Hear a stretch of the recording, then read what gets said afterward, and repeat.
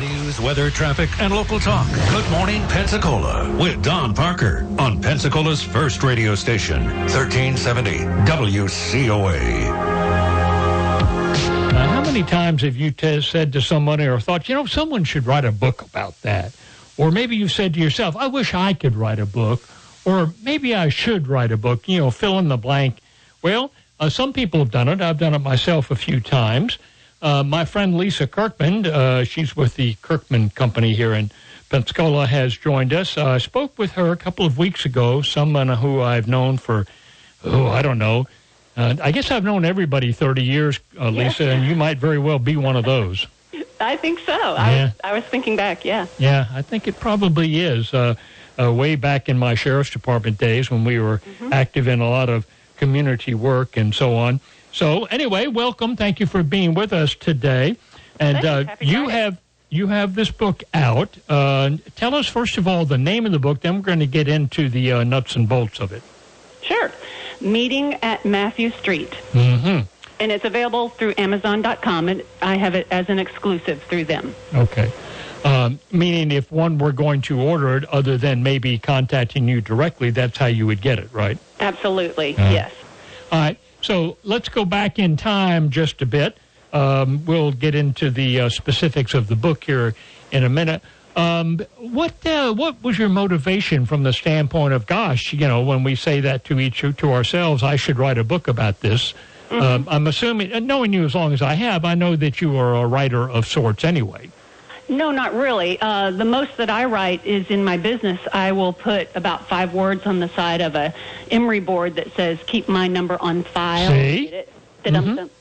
So 5 words, and then I just multiplied it by 10,000 times. There you go. There's a book. Yep, there you go, yeah.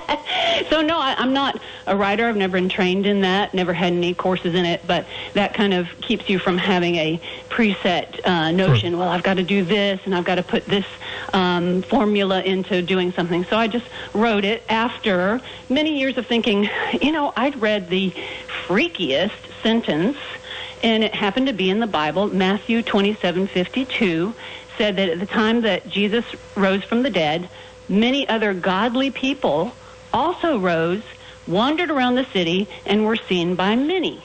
And I thought, that is the strangest thing to see, and then know nothing more about it from that point onward. Yeah. True. The Bible is full of things like that. I have to admit, it does make one scratch one's head and look askance at that and try to figure out what the actual meaning was. Say it again. Mm-hmm. Many people rose from the dead, godly people, and they wandered around the city and were seen by many. And so I did a lot of research about it, and I found that a lot of people wanted to say, oh, this is one of those passages that was inserted later, and it's fake, and all this. And kind of like to the chagrin of people who wanted to discount it, it had been there since the earliest manuscripts. And so there was, something to it. And I thought, wow, what a great novel. And I thought that for a few years. And then in November, I sat down and in the course of 2 months of working nights and weekends after I do my regular day job, I had a novel. All right. And someone who has read that novel, I can assure folks that that is the primary gist of it from the standpoint of godly people who are, in amongst us. There's a lot more to it than that, obviously, but that is a kind of a quick summary of it. And it's your basic good against evil book, which no one's written before. Right. And but I tried to. The genre part was interesting. We wanted to talk a little bit about writing a book. When I got it done, someone kind of chastised me and said, if you don't know what your genre is, then you've got a problem. Let me interrupt. The word genre, which is sort of an inside term, of course, means the category. I mean, how do you categorize this book? Is it fiction? Is it nonfiction? Is it romance, et cetera, et cetera? So what is your genre? Well, I said I didn't know, and he says, well, then you've got a problem. But, it's got so much going on in it. Yeah. And so I don't know if you pegged a genre, but on Amazon, it actually has 4 categories. It says supernatural, thriller. Well, supernatural, got people raising from the dead. Right. Thriller, a lot of people said that the beginning of the book just reads very Grisham-esque, kind of one of those crime novel kind of things. And then it also says Christian, but I got to warn people, I love Jesus, but I cuss a little. And the first 3 or 4 chapters have some language in it, okay, because I am depicting good versus evil. And at the beginning of the book, there's a guy who's having a really bad day. And so some language flies. So if you can get past that and forgive and forget, you know, we can move on. The other genre is historical. And so the book is just filled with 2,000 years of actual researched history into which I insert these fictional characters. And very smoothly and very well done, too, I might add. I found the story quite compelling. I am not someone who reads much fiction. I will cheerfully admit that. But I found this, to coin a phrase, to be a real page-turner from that standpoint. So let's talk about how one goes about deciding to, in this day and time, self-publish a book and get it out there and market it and so on. I mean, I have the book not in my hand at this second, but there it is right over there on the table. And it's a very well-done and professionally looking book.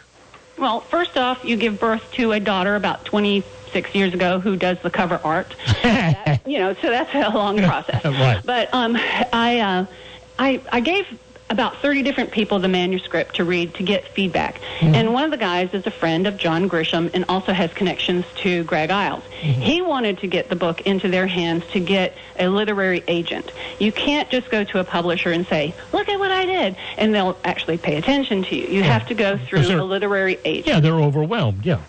Yes, and then the literary agents basically ignore you as well. And so I knew that from other people who had tried this route, it could be 18 months, and you might not even get a nibble. And then after that, if you did get picked up, it might be 18 more months that they're editing and working all these things out. And so because of the nature of the story and how timely it is, you have COVID shut in, people who are at home reading, summer reading. I wanted to get the book in their hands so that they would buy it, love it, and then buy tons of copies to give for Christmas gifts. Sure. And so I thought timing was everything. So I researched the Amazon. There are several other places you can self-publish, but Amazon is responsible for about 80% of all book sales right now. And I thought, well, 80% is good enough. Right. And so I went that route. I do want to say that I knew my shortcomings, and that a lot of people say that when you upload to Amazon to get your ebook, which my ebook is $4.95, and my paperback I listed at $9.95. Right.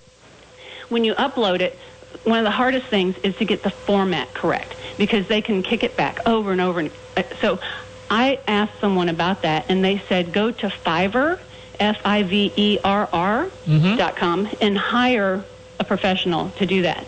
And at first, the one that was recommended to me was out of the Ukraine. And I thought, oh, my gosh, I'm not going to send my manuscript to one of the most corrupt countries in the world. Right. So I researched, and I just pulled this woman out of the air because my dad's from North Carolina, and she was in North Carolina. I thought it'd be good to speak to someone who speaks English. Right. And she was awesome because she works like I do. I tackle things quickly. And I gave her the manuscript, and that same day, she sent it back to me properly formatted. I uploaded it to Amazon, and in one day, I was a published author. And other people could do that too. Unfortunately, time being as it is, we can't get into all of the details of how that process occurs. But what you're saying, of course, is how publishing is done to a large extent in this day and time. The big publishing houses are gradually kind of shrinking away. I mean, there's always going to be a place, just like there will be for newspapers, but it ain't the way it used to be. That's correct. And I'm just thrilled to have it out there. But I've got to say, I'm not above begging, and I really need your audience to help make this book take off. Because being a self-published person, I don't have the backing of a big publishing company to advertise it or put it in the bookstores and get it out there. And so I really do ask for less than $10, give me a chance, read the book. If you like it, get more. Just buy 3 of them at the first glance, and give them out to friends. And let's make this Pensacola writer known for this book by helping me out and buying Meeting at Matthew Street at Amazon.com. Lisa Kirkman joining us today to talk about what it takes to get a book published, even when you do it yourself. And this day and time here, Meeting at Matthew Street, available through Amazon. Lisa, as always, it's a pleasure speaking with you. We wish you the best, and certainly hope that you'll be having some sequels to this. Oh, absolutely. People are begging for it. Thank you so much, Don. All right. Lisa Kirkman joining us this morning here, and we appreciate the information that she has shared. I picked up a few tips myself, I must say.